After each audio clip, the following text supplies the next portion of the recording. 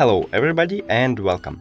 In this video I will show you how to pair your speaker Denon Home 150 to your Android device. You have to start by opening Settings, click on Connected Devices or Bluetooth, click on Pair New Device,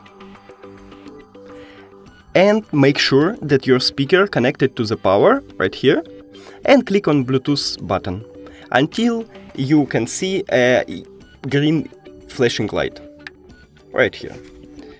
And we can see our speaker, so click on it.